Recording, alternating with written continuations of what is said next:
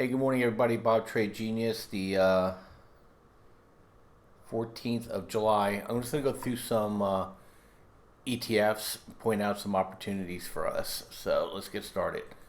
I talked yesterday or last night about DBA. Definitely in a breakout mode here. And, if you want to buy it, your stop right now is about 1650, and target at the moment is 18. I'm not going to go over every one of these, so I'm just going to show some opportunity. So Bitcoin's been chopping up here a little bit. It may come back down. If you're interested in buying it, I would probably wait till about 1150 area. You may want to do half and then catch this trend that's moving up at about 904, average back in. This had a heck of a move for Bitcoin. I'm not surprised we're consolidating here, and so still in dip buy mode, so bear that in mind. GDX, it's ready for breakout. So for our subscribers, I put out a note for you guys which miners we're following over the next 2 weeks. If you're new to us, we have quite a few new clients that have joined us this weekend. Just go into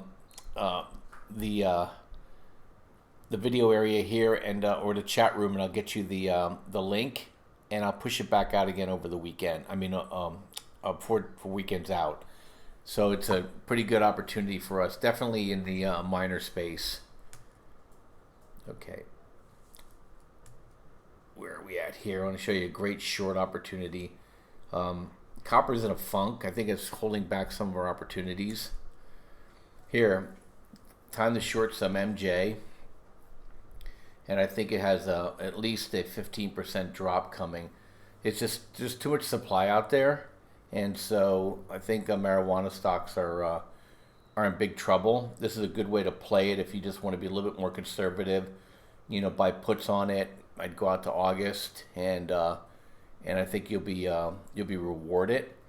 And one of the things that I look for here in dip buy or rip sell is that we created this reversal indicator that's looking at basically MACD squeezes, and you get to see the once it gets below zero here, your opportunity is to really look for opportunities to short it. Okay, so the money flow here this has been a good place to go short.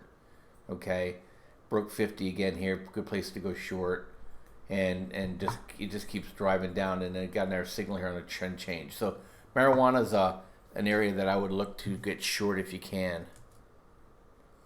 Oil's interesting to me, is that they're trying like heck to get this thing up to 65 area, and so far everything says shorting is going to be difficult, but I think once it rings that bell, I think there's going to be a tremendous short going into the fall. But right now it's just I'm just buying dips when I'm just day trading it, because it's just the easier trade, and I'm going to continue in that mode until it no longer works. So like I said, I'm blasting through some stuff here.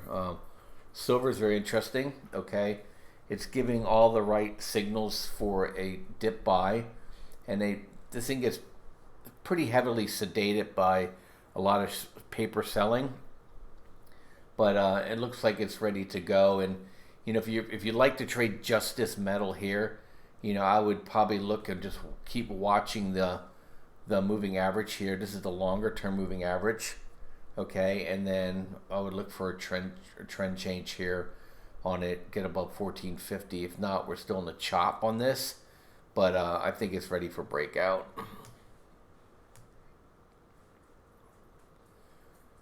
SPY, I talked about that earlier. It's in clear air right now, so who knows what's going to happen. And the thing about it here is that, look, once this thing broke up over zero here, every opportunity just to dip buy was your friend. And here's was the low. The wave runner flipped to positive, and you could have went long there, and you'd had a tremendous run. Sometimes, including myself, I make this harder than it needs to be. There was just a machine here. It's amazing to me. So we'll see what happens here. You know, my view is that we're going to probably get up to this point at some point, and I see nothing stopping that right now. TLT, we're going to see now whether TLT is going to break down from here. This is the bond. They've jumped out of the bonds for, I think the reason being is I think China and Hong Kong are selling bonds right now, trying to protect their currency pegs, and so it's causing some indigestion. But I'm just speculating. But the chart's telling me that we hit a support area here, and if it breaks down, we're going to go down to here, and that will have interesting connotations in the market because people will leave the bond funds and roll into the stock funds. All might be by design, so we'll just have to keep an eye on it here. And then here's the inverse of it. Here's the Treasury. It kind of got stoned here at 2.1 on the 10-year, which is amazingly low. But everything's relative when you do mortgages and everything else, because we're all locked in low. In order for us to get even lower, this thing has to push down again. So it's not the absolute number that matters anymore. It's the relative number. People confuse that all the time, you know, out on social media. Say, oh, it's 2% outcomes. Well, because people are already locked in. Everything got repriced at that level. Now you need 1.5 to get the same kind of juice, so on and so forth. That's why Europe's going negative. They just have to keep giving it the methadone or the heroin to keep the patient going and on that high. And if not, then you get a crash. UNG, this is one like VXX, I'll get in a second, that you look for opportunities to go short UNG, not because natural gas is good or bad, it's just the construction of the ETF favors you shorting it. So we're getting a bit of a push now. It could get all the way up to here, and I'll look for buying puts on this thing sometime in the next 20 or 30 days, and just keep an eye on it. But easy money to go short UNG versus long. Long is the spec side, short is its natural side. And let's see here. And then VXX, we've been trading VXX, and it's just been a really good trade. But it's getting to a point of ridiculousness again. And so you never really go long VXX. You look for opportunities to short it. And gold breaking out already. So it looks like everybody's positioned for Powell at the end of July. If he doesn't come through, we are in deep weeds. And then one last one is the material sector.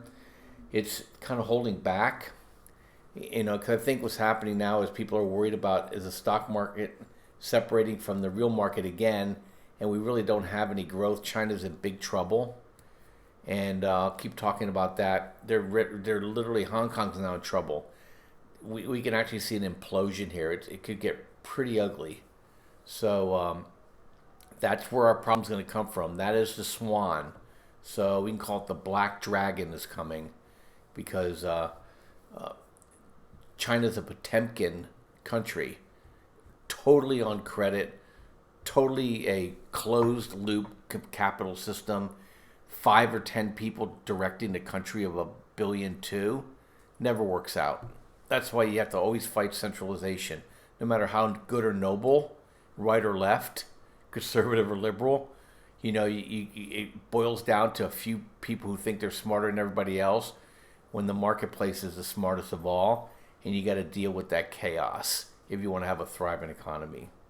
Anyway, thanks for listening. If anybody new with us, just make sure you get your TradingView username to us so we can get you set up there. And if you want that video, just hit us up in chat, and I'll push the video out, the private video that we did over the weekend, so you guys can see what stocks we're going to follow. Thanks for listening. Talk to you later. Bye-bye.